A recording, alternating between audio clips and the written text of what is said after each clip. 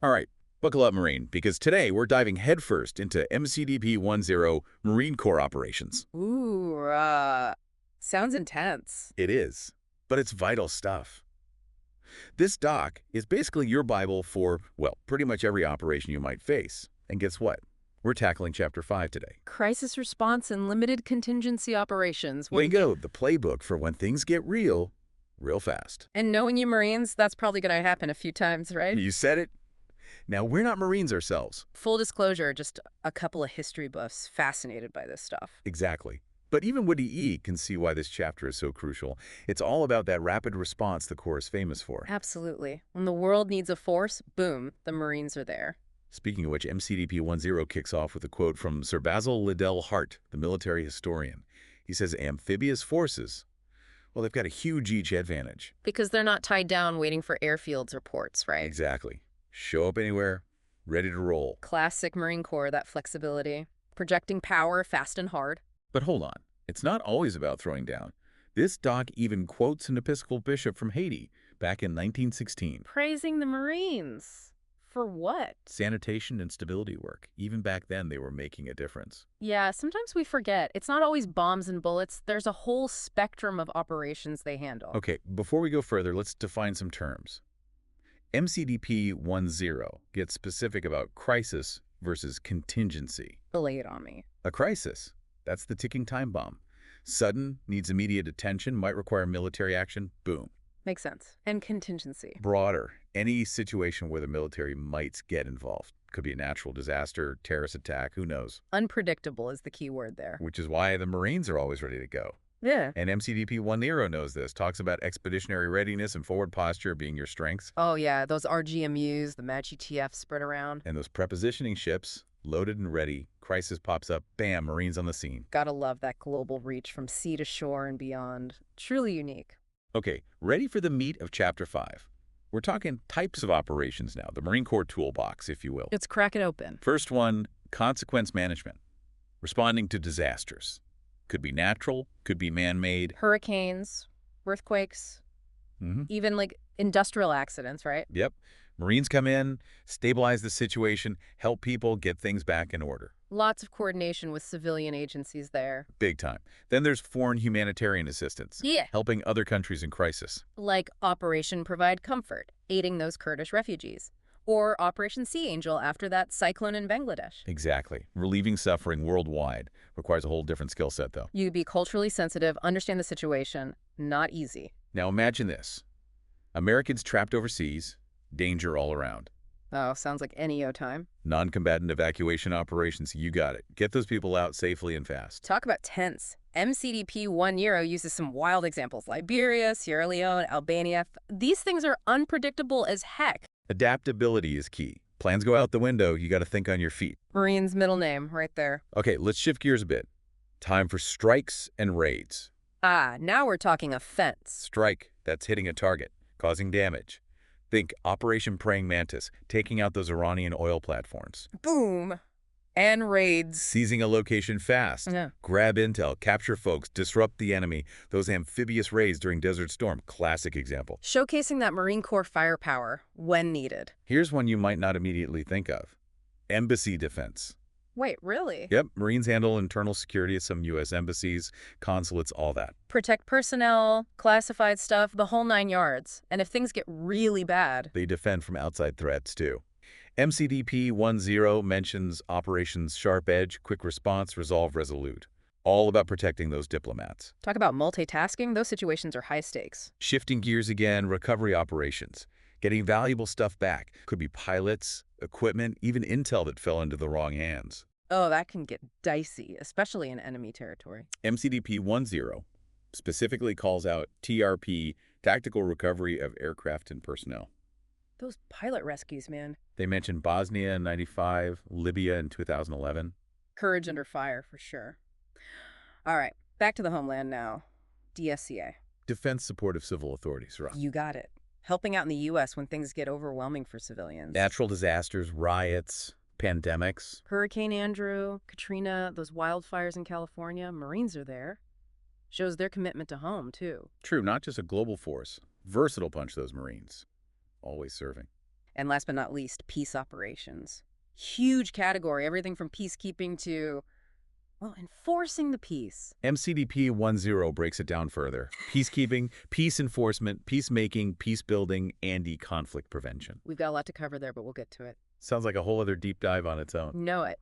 But one thing's for sure, Marines are involved in it all. Peacekeeping. That's monitoring agreements, keeping things calm. Like those Marines in Lebanon back in the 80s. Tough gig. Then you've got peace enforcement, more assertive. Using force to make folks comply with UN resolutions and all that. MCDP 1.0 uses examples like Operation Power Pack in the Dominican Republic, even the start of Operation Uphold Democracy in Haiti. More kinetic, for sure. Then there's peacemaking. Diplomacy heavy, talking it out, finding solutions. And peace building. Rebuilding after a conflict, Yeah. right? Institutions, infrastructure. Exactly. And then conflict prevention. Trying to stop things from blowing up in the first place. Yeah, that's a lot to handle. So what you're saying is Chapter 5 of MCDP 1.0 covers a pretty wide range of stuff, right? It does. From disaster relief to combat operations, it's pretty comprehensive. But it takes more than just operational knowledge to be effective. You need sound judgment, practical wisdom. And that's where General Anthony Zinni's 22 principles come in. They're included in MCDP 1.0, and they offer some seriously valuable guidance. Okay, let's hear it. Hit us with some of those Zinni gems. Well, one that jumps out is start planning as early as possible, including everyone in the planning process. Seems obvious, but when things get chaotic, you can easily miss crucial planning steps. Right. Zinni's all about inclusive planning from the get-go. Bring everyone to the table. The military, diplomats, aid groups, local leaders. The more perspectives you get, the better you can anticipate those challenges and avoid pitfalls. Plus, it builds buy-in so everyone's on the same page. Another one. Make as thorough an assessment as possible before deployment. He's big on gathering intel, understanding the situation. Don't rush in blindly. Ask the tough questions. What's causing this crisis? Who are the players? What are the risks? Think before you act. Know what you're getting into. Wise words. And then there's conduct a thorough analysis, determining the centers of gravity, end state, commander's intent, measures of effectiveness, exit strategy, and the estimated duration of the operation. Essentially, it's all about having a solid strategy. Well-defined objectives, clear metrics for success, a plan to get in and get out responsibly. Like having a roadmap instead of wandering around lost. Exactly. Know where you're going, how you'll get there, how you'll know you've succeeded, and how to leave without making things worse. Another one that's important. Stay focused on the mission. Line up military tasks with political objectives. Remember, military action should always serve those bigger political goals. No mission creep. Every action should directly support those objectives. Yeah. And you got to constantly evaluate if you're on track. Maintain that discipline. Don't get distracted chasing secondary goals. This also shows how important coordination is between military commanders and policymakers. Got to be on the same page. Here's one that's classic Marine Corps. Centralized planning and decentralized execution of the operation. Centralized planning keeps things coherent. But on the ground, those commanders need the freedom to adapt and make decisions in real time. Flexibility, adaptability, initiative that's baked into how Marines operate. One of your biggest strengths, for sure. And in today's world, with so many players involved, this principle is key. Coordinate everything with everybody. Zinni's serious about this one. Military, civilian agencies, NGOs, international organizations, local communities, everybody needs to be talking. Build relationships, foster trust, make sure everyone understands the mission and works together. That takes strong interpersonal skills and cultural sensitivity. Not always easy, but it's essential. Here's a big one, especially for you guys. Know the culture and the issues. Cultural awareness is crucial. You can't operate effectively in a foreign environment without understanding the culture, the history, the political dynamics. Respect local customs and beliefs. Avoid those cultural missteps that can create mistrust and conflict. It's all about building relationships, especially in peace operations and humanitarian missions. Now, this one sounds a bit harsh. Don't make unnecessary enemies. If you do, don't treat them gently. Sounds aggressive, but it's really about strategic clarity. Don't be unnecessarily aggressive, but if you use force, use it decisively. Send a clear message. We're here for a reason, we're serious about our mission, and we won't tolerate anything that threatens us. No half measures, no appeasement. Gotta be firm when dealing with those who want to disrupt the peace. This one embodies that Marine Corps spirit. Encourage innovation and non-traditional responses. Standard procedures aren't always enough. Marines need to think creatively, adapt, come up with solutions on the fly. Foster that initiative, that resourcefulness. Encourage your Marines to think outside the box. Sometimes the best solutions come from those on the ground, dealing with the situation firsthand. Here's a principle that's all about leadership. Personalities often are more important than processes. Zinni believed in the power of good leadership, having the right people in the right positions, people with character and competence. That's more important than having perfect plans. It's people who make missions succeed or fail. Leaders who build trust and inspire their Marines. That makes all the difference. In today's information age, this one's vital. Centralize information management. Ensure that your public affairs and psychological operations are coordinated, accurate, and consistent. Control the narrative.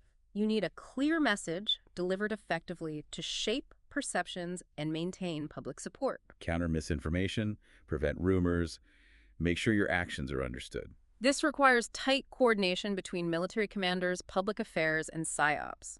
Gotta be singing from the same song sheet. This one's huge when working with coalition partners. Seek compatibility in all operations. Cultural and political compatibility and military interoperability are crucial to success. It's not just about tactics, cultural values, political objectives. Everyone needs to be on the same page. Differences can create friction. You need open communication, mutual respect, and a willingness to adapt and compromise. Those multinational operations are complex. It takes a lot of work to make them successful.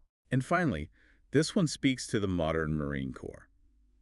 Senior commanders and their staffs need the most education and training in non-traditional roles. The troops need awareness and understanding of their roles. The commander and the staff need to develop and apply new skills, such as negotiating, supporting humanitarian organizations effectively and appropriately, and building coordinating agencies with humanitarian goals. Marines today are doing a lot more than just combat. Diplomacy, negotiation, humanitarian aid, these are all part of the job now. The battlefield is complex, constantly evolving. Marines need to be versatile and ready for anything. It's all about continuous learning, expanding your skills, and adapting to the challenges of the 21st century. Whew, we just scratched the surface of Zinni's wisdom there. But it gives you a taste of the kind of thinking needed for these operations. Definitely worth revisiting those principles regularly. Each time you read them, you'll gain new insights. I guarantee it. Now, Marine, we want you to think about your experience, your training, the missions you've been on. How do these principles resonate with you? Have you seen them in action? Have you seen what happens when they're ignored? What challenges do you think you'll face applying them in the future? These are important questions to consider. They're not easy questions, but they're at the heart of what it means to be a leader in today's world. So we're digging deeper into General Zinni's 22 principles, and it's important to remember these aren't just some abstract ideas. Oh yeah, they're battle-tested wisdom. Exactly. These are practical tools forged through years of experience in some tough spots.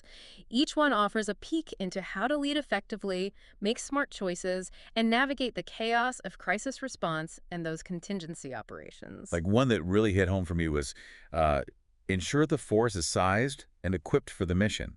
Determine the required lift capability early. Understand the long-term sustainment implications of the force.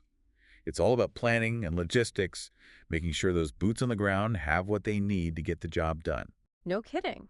You don't want to send Marines into a bad situation without the right gear, the supplies, the support they need to succeed. Got to think long-term, too, how to sustain that force over time.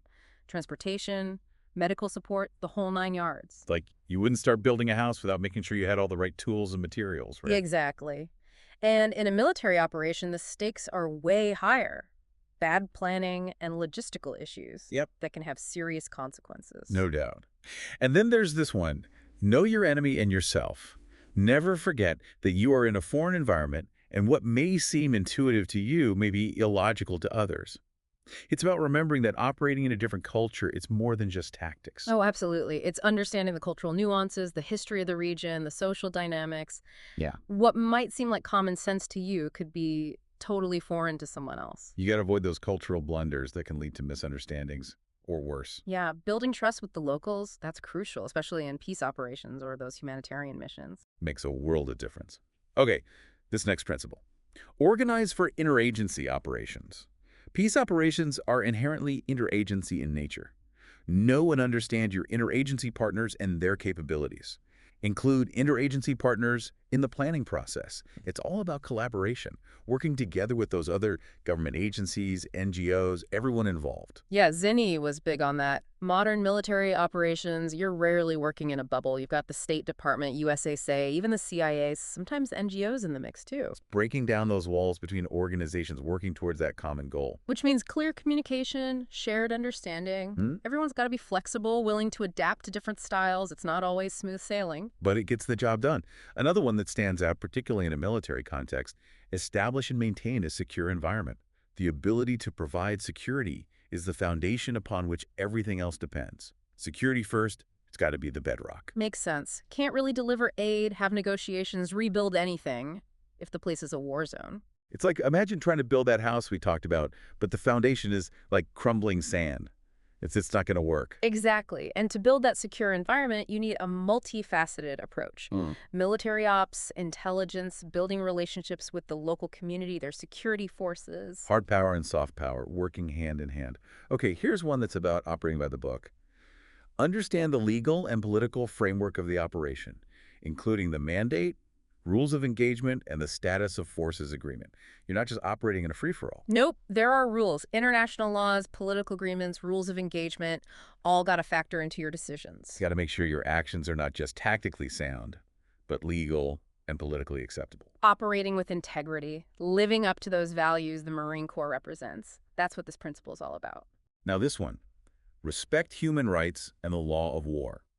Recognize that human rights abuses by your own force undermine your credibility and jeopardize your mission. You must have a transparent investigation process and a mechanism for redress. This is about the moral side of things.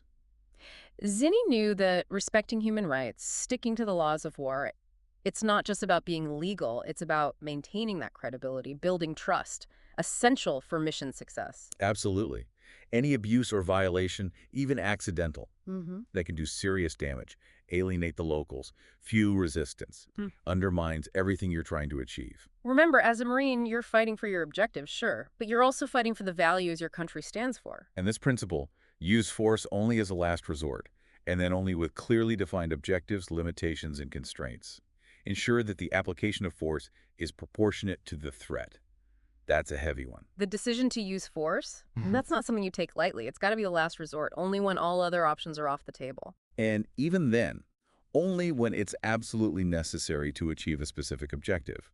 And Zinni really emphasizes that idea of proportionality. The force used has got to match the threat. Using too much force, that can lead to unnecessary casualties, damage. It can turn potential allies against you. It's a tough judgment call. When is force justified? How much is too much? No easy answers. But it's something military leaders have to grapple with all the time. Okay, moving on. Know the difference between peacemaking, peacekeeping, peace enforcement, peace building, and conflict prevention. There are a lot of pieces there. Right, but each one's a different phase of a conflict, and the military's role changes accordingly. Peacemaking, that's the diplomats trying to resolve things. Peacekeeping, that's monitoring the ceasefire, keeping those sides apart. Peace enforcement, that's when you might have to use force to make those peace agreements stick. Yeah. Peace building, that's rebuilding after the fighting stops. And conflict prevention, that's trying to stop things from escalating to violence in the first place. A whole lot of moving parts there. Got to know the difference, use the right tool for the job. Right on. And speaking of knowing when to stop, this principle is key. Do not lose sight of the need for an exit strategy. The mission must have a clearly defined end state and a plan for achieving it. Don't overstay your welcome, basically. Yeah, you can't solve every problem. History shows that those open-ended commitments, they lead to mission creep. Things get messy. Have that exit strategy, know when it's time to hand things off to the locals, international groups, whoever's next. Knowing when to declare victory, so to speak. The military can't solve every problem. Sometimes it's time to let others take the lead. Exactly. Okay, this one's about teamwork. Develop a comprehensive and integrated civil-military operations plan that includes all stakeholders. Can't go it alone, especially in crisis response and peace operations. You've got to work with those civilian agencies, NGOs, local communities. Bring everyone to the table. Because military operations, they're not always just about fighting. It's often about providing aid, rebuilding, supporting governance. And for that, you need everyone working together, using their strengths to create a bigger impact. Couldn't have said it better myself. And lastly, this principle. Be patient. Success in peace operations takes time. Understand the political and cultural context and be prepared for setbacks and delays. Remember, this stuff is complex, unpredictable. There will be bumps along the way. Change takes time, especially after conflict or disaster. Rebuilding trust, getting everyone on the same page. It's a long road. It's not about quick fixes or easy wins. It's about that steady effort, even when it gets tough. Gotta have that long view, because true peace, it takes generations. Absolutely. So we've covered a lot of ground here. Those were some of General Zinni's key principles for success in crisis response and contingency operations. A lot to chew on. Yeah. But as you think about these principles, think about how they connect to your experience as a Marine. Have you seen them in action? What happens when they're ignored? What challenges do you see yourself facing trying to put these into practice? These are the questions you got to ask yourself as you grow as a leader. As we wrap up our deep dives into MCDP 1.0 Chapter 5, and really this whole doctrine, are you starting to see how it all comes together out there in the real world, Marine? You're a crucial part of these missions, you know? Yeah, this chapter, it's not just some theoretical stuff. It's a roadmap, a guide for making tough calls in tough spots. And it's a framework for leading Marines with confidence. And remember, this deep dive, it's just the first step, the spark. The real learning comes when you apply these concepts in your training, in your career, out there in the field. MCDP 1.0, it's not something you read once and put away. It's a living document, something you should come back to throughout your career. And each time you read it, you'll get something new out of it, a deeper understanding of how the Marine Corps operates. I know.